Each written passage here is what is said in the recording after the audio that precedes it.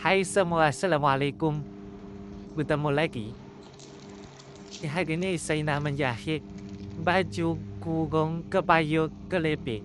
Baju kebaya kelepek. Okay, macam ni. Okay. So ni dah pola dia. Okay, ini konten yang dalam pola tu kita ada.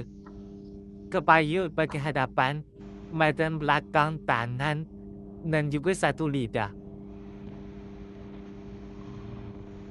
Dan ini contoh kita potong kain.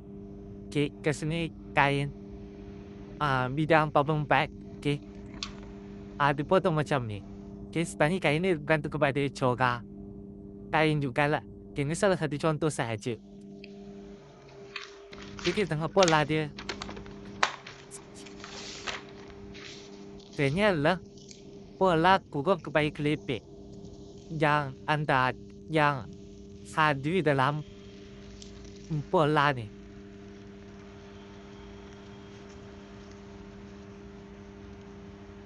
Pada hadapan, badan belakang, tangan dan juga lidah. Okay. So kat sini ni adalah half scale. Separuh daripada saiz sebenar dia. So kalau dada dia sebenarnya 38 dada kat sini 19 macam tu. Sebab nak mudahkan anda melihat dan nak memudahkan saya demo di kat sini. Okey, dah apa-apa lah. First yang anda kena buat ni lah, cek dia punya ukuran dia. Betul ke tak? Okay. So kita cek ukuran dada dia.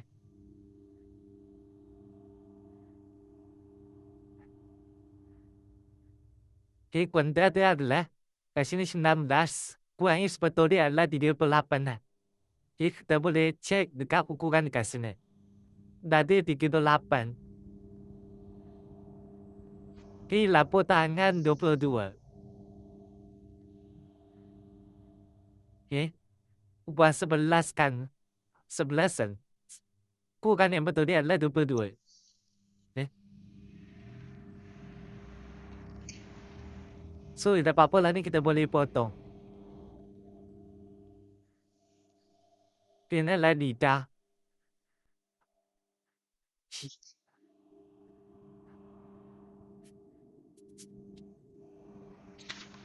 Tangan.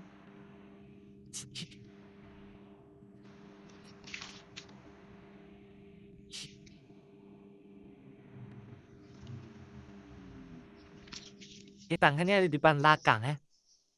Yang lebih berlekuan ni adalah hadapan.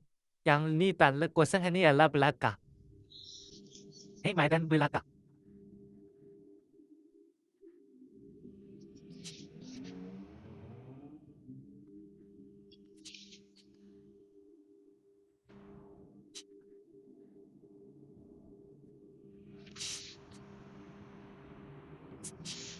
Okay. Kalau lihat ke sini saya lebihkan sikit hujung ni kan. Sebab bagian agak melengkung dan bila kita nak jahit klaim nanti hujung dia akan sepatutnya sama dengan yang tepi ni. Sebab tu ada lebih sikit kecil ni.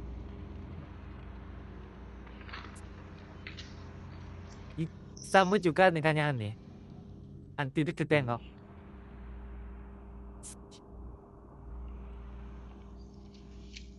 Okey, untuk kebaya kelepek ni yang masih jahitan ketika kelepek ni adalah optional. Tanda nak guna boleh. Tapi yang dia ada kena lipat lah. Tapi saya pilih untuk tak guna. Dan saya akan guna untuk bahagian atas ni saja. Sebab kat sini saya akan lipat ke dalam supaya dikali itu tak nampak jahit tepi nanti. Jadi saya potong di kat sini ya.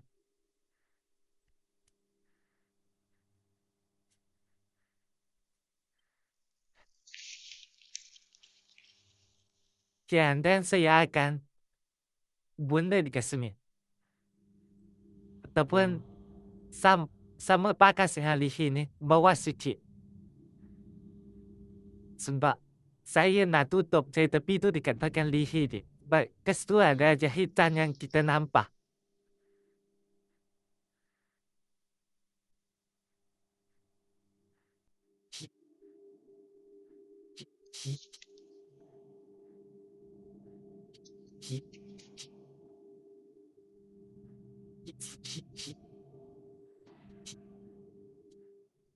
Okey, pasti yang hujung ni saya boleh jadi kejadian ni yang ada tanda ni.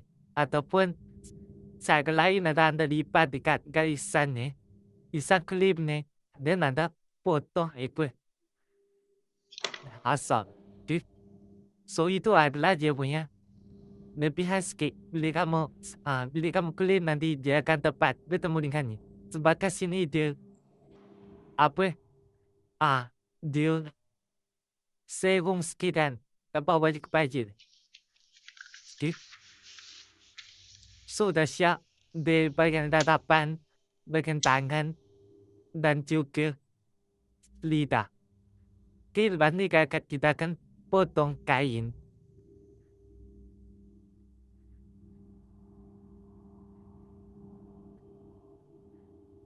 Belum.